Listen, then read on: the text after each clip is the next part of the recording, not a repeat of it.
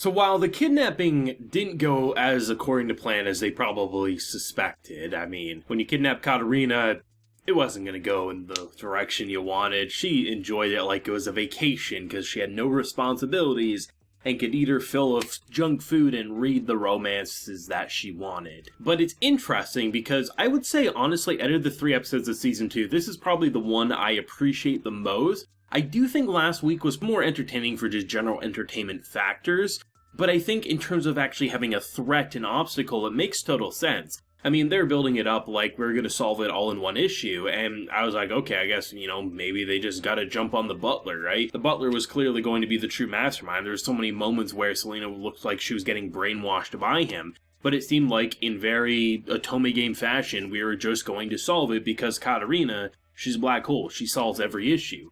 But the fact that seemingly this has all been about eliminating the threat, and unlike most hierarchies where when you have like a chain of succession, right, the eldest son would get it first, and if that son dies, then goes to the next one, and then it would go to Giordo, who is supposed to be third in line. And I like how they touched upon it because, I mean, plenty of anime watchers from what I've seen have been like, Giordo, even if he wanted to be king, he's not even next in line. But as we get told in this episode, well, it seems like he has an actually honest-to-God shot. That, just given the fact that there's so much support among the different brothers that you don't actually know who will be king next. So to have something seemingly be a way to eliminate 2 brothers and 2 love interests so that there's only one heir apparent, I mean, it's honestly a brilliant plan, especially considering the fact that we do get focus on Katarina's crew there, and they have no idea who's behind it. So while yes, afterwards, if 2 sons who are in the line of becoming king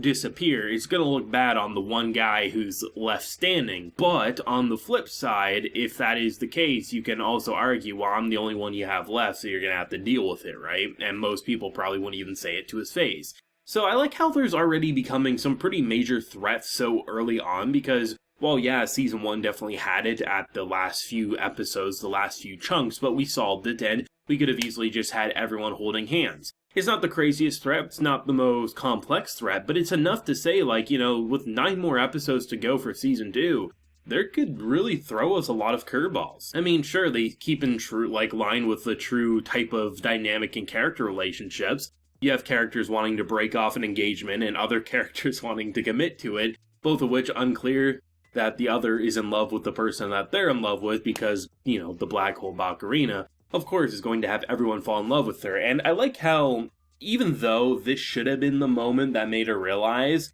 in very dense fashion, when she is told that Giordo loves her and that, she pretty much has the best relationship, she completely, with her woman instincts, as she would say, sees it in the complete wrong light.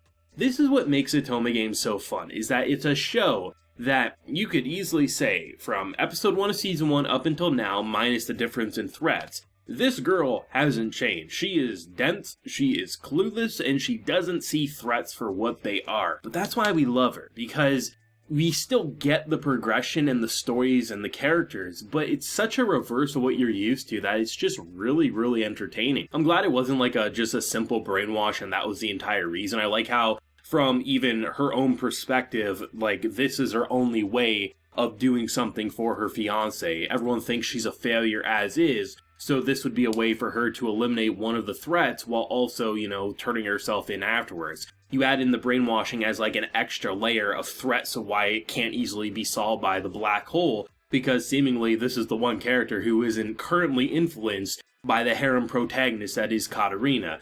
But I don't discredit her just yet. There's gonna be some way, I wouldn't doubt it, that she manages to make the butler also in the harem in some way. I mean, as soon as you see Giordo just sitting down and one of the brothers pops up, I was like, oh man, this is probably gonna be the guy behind him, right? And just to see the escalation in the episode, I just think it was hilarious, it was eventful, and while, if you look at last week, the Cinderella twist and just all the crazy shenanigans, that, to me, is more entertaining for just pure fun factors, but we had basically an entire season of that in Season 1. It's time for something new, and that's exactly what this episode delivered. I think it's going to be quite interesting to see how long this arc will last, because I would think one more episode, right? Because, people are actively looking for her.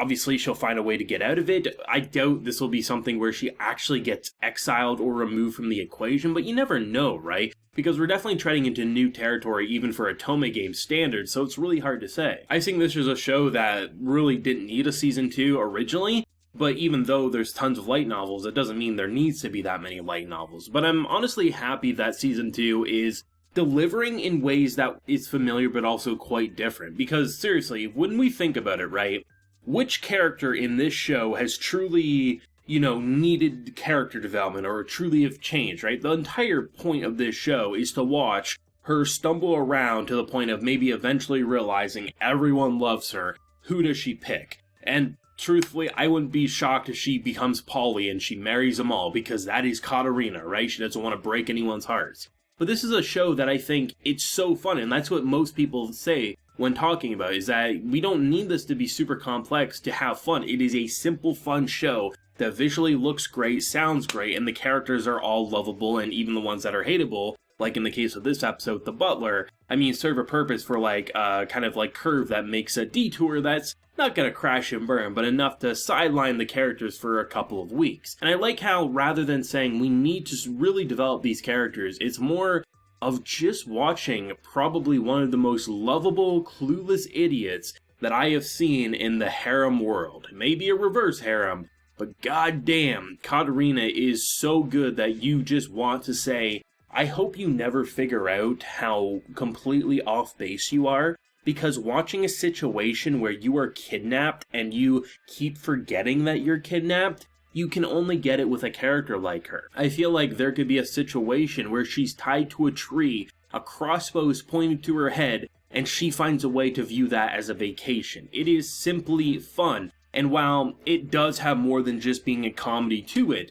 I think this is the type of show that really just knows what it wants to be and isn't afraid to be that. I do feel like more than 2 seasons might be a little too much for me, but depending on where they take the plot, I think there still is room for it. It's just a matter of would they ever commit to Katarina not being as dense as she is, because that's when you can get into more, I think, novels and new story territory. But for 2 seasons, seriously, this girl is getting caught off guard and getting trapped into Doomflag she never knew possible, and that's really fun to me. And it's nice that, even though it's kind of bad to say, it's nice to have currently one character not influenced by the black hole, which is the butler, who is brainwashing everyone. But if he manages to get brainwashed by Katarina, that will be the icing on the cake and will be the perfect way to wrap up this arc. Loving it as always, voice actors hitting it at the park for being surprisingly emotional towards the end. I like how it really felt like someone believed in what they were saying, upset that their fiance didn't love them back the same way they did, to just the absolute hilariousness of just every single minute of this episode outside of that. Just so good. Let me know your thoughts and feelings down below. Drop a like to help promote the video and subscribe if you're new around here. So until next time, everyone, please take care and have a good one.